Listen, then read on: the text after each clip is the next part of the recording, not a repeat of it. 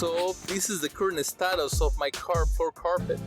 This is a Honda Accord 2005 and I have 170,000 miles on it. The hole made on the carpet is a result of my heel weight resting on the carpet while driving all the time.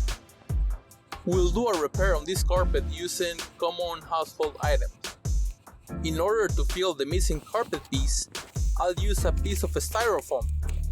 I have cut a matching shape, but the form that I have is 1 inch thick, and the thickness of the carpet seems to be 3/4 of an inch. So I need to cut the foam piece to match the carpet surface. We need to bond the foam piece to the carpet floor.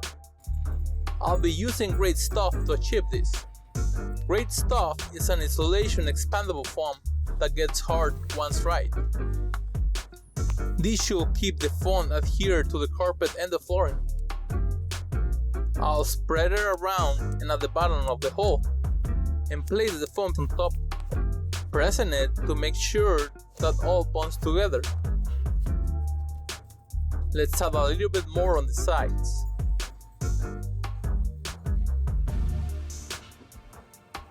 Before the foam sets, you could press it in.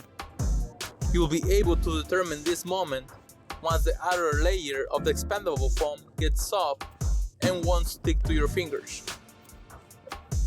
Pressing the expandable foam at this moment will ensure that the foam gets in and all around the gaps.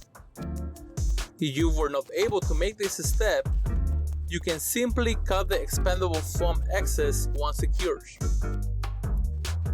After the expandable foam cures, we'll add some Gorilla Tape. This tape will ensure that the expandable foam and the styrofoam won't break and spread all over your carpet. All is left to do is to set the new mat. I have gotten these mats that have a heel padded area, which will help to further protect the patch area.